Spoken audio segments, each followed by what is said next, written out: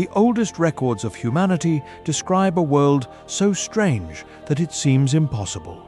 And yet, the modern world is currently witnessing things in the sky that science cannot explain. For decades, the public was told that UFOs were a myth, a product of active imaginations, weather balloons, or optical illusions.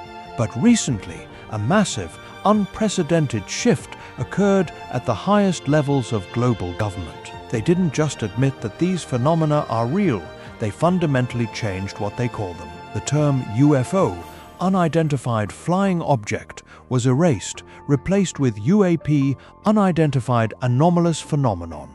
Most people assumed this was just bureaucratic rebranding, a way to distance modern science from the tinfoil hats of the past. But what if the silence around it is a seal? What if the shift from object to phenomenon isn't about science at all? It is a desperate attempt to categorize spiritual entities they cannot shoot down, cannot capture, and cannot understand. They stopped calling them objects because they finally realized they aren't machines. If this opens something you have never seen before, subscribe and keep discovering the mysteries that the world has chosen to forget. To understand the terror of the UAP, you must understand how they move. Military pilots, equipped with the most advanced targeting arrays in human history, have recorded encounters that shatter the laws of physics. These anomalies do not possess exhaust plumes. They have no visible means of propulsion. They generate no sonic boom, even when accelerating to hypersonic speeds in the blink of an eye. They drop from tens of thousands of feet to the ocean surface in seconds, without burning up from friction or disintegrating from G-forces that would turn any biological pilot into dust. The technology is so far beyond ours that it appears to exist outside the constraints of our physical reality. When a military pilot locks onto a UAP, the object often mimics their movements perfectly, anticipating maneuvers before they happen. It demonstrates an intelligence that is not merely processing data, but interacting with human intent. It forces us to rethink what exactly is flying in our airspace, because if it is not an aircraft and it is not a drone, then what ancient category does it belong to? There is a detail in the book of Ezekiel that academics have been trying to explain for centuries without fully succeeding. Ezekiel was not a science fiction writer. He was a priest, a captive in Babylon near the river Shebar. In the very first chapter of his book, the text records with precision an encounter that modern readers often dismiss as a hallucinatory vision. But Ezekiel treats it as a literal physical manifestation of supernatural power. He describes a massive cloud coming from the north, driven by a violent wind, flashing with lightning, and surrounded by brilliant light. The center of the fire looked like glowing metal. Out of the center of the fire came the likeness of 4 living creatures, and beside them were structures so terrifying, so incomprehensibly alien to human technology, that Ezekiel struggled to find words in ancient Hebrew to describe them. He was witnessing an incursion, a momentary lifting of the veil between the physical world and the spiritual dimension, and what he saw matches modern classified reports with a disturbing precision.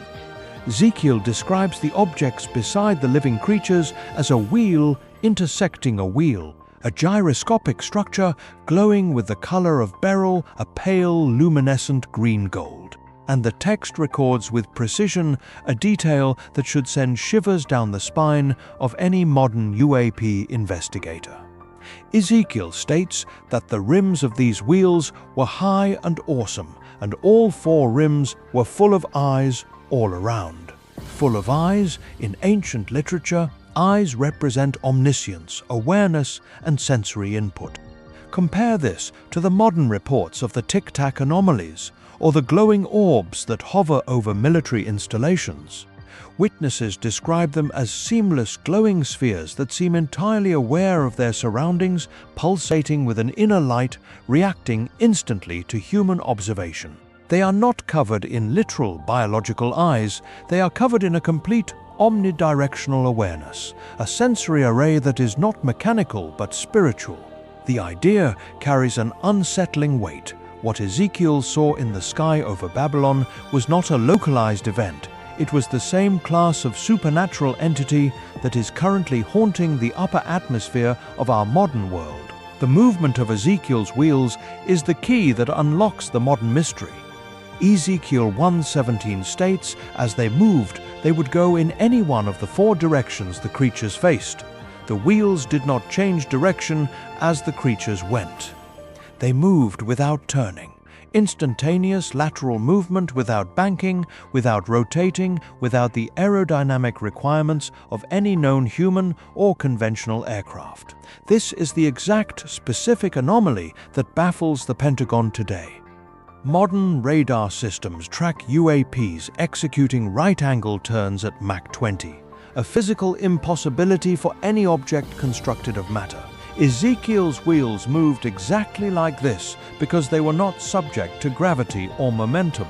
They were spiritual constructs intersecting with the physical plane. They moved by thought, by divine or supernatural directive, instantly crossing the sky because the laws of physics do not apply to the spiritual realm. The glowing aura reported by Navy pilots is not plasma exhaust. It is the raw, burning energy of entities crossing the dimensional boundary, the same glowing metal and flashing lightning that Ezekiel fell to his face to escape. For decades, the public was led to believe that if these anomalies existed, they were extraterrestrial. Visitors from another star system, traveling across the cold vacuum of space in metallic ships. But the truth that the governments are slowly beginning to realize is far more terrifying.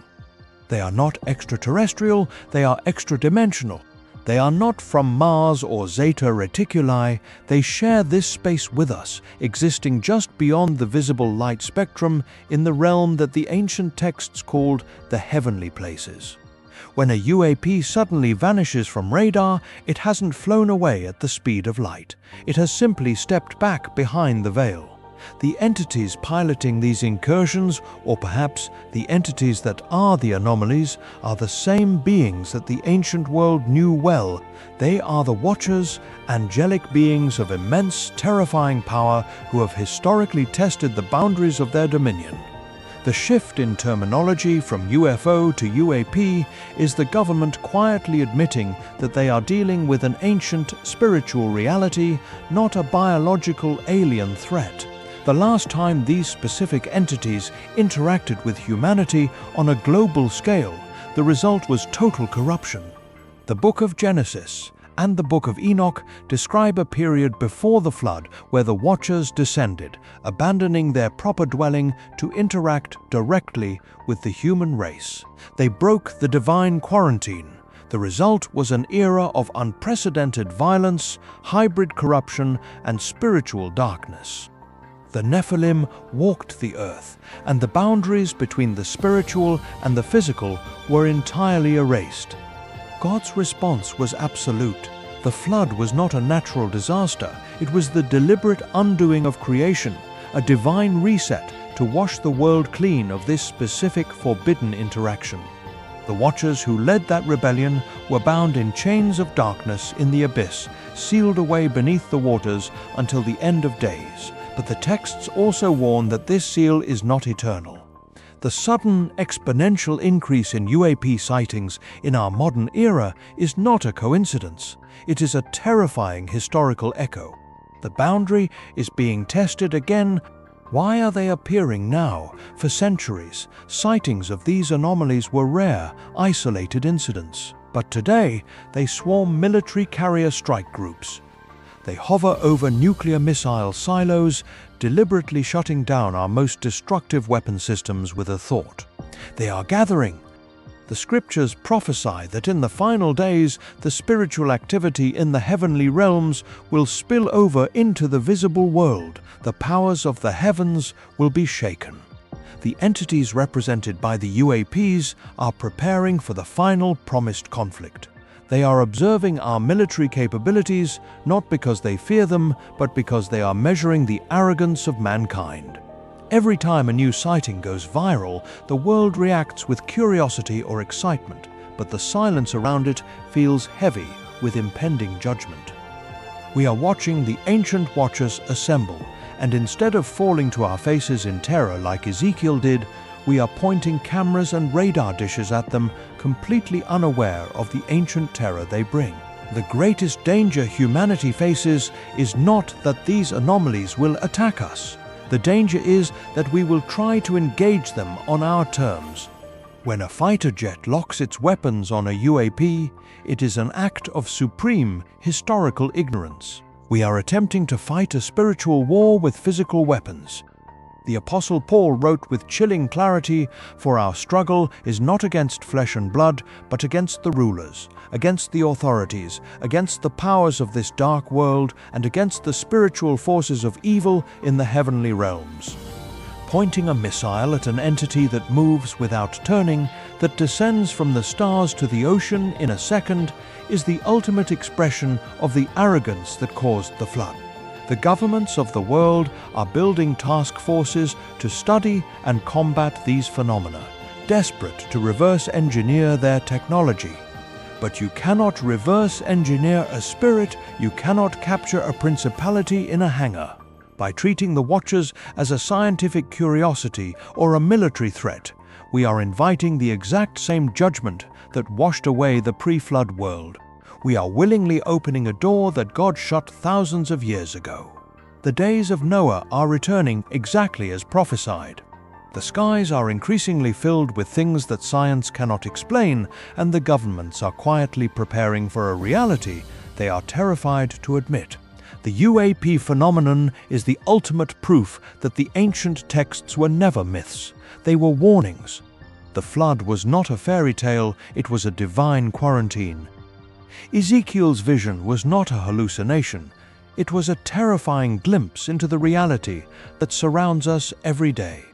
The door to the spiritual realm is thinning, and the Watchers are pressing against it.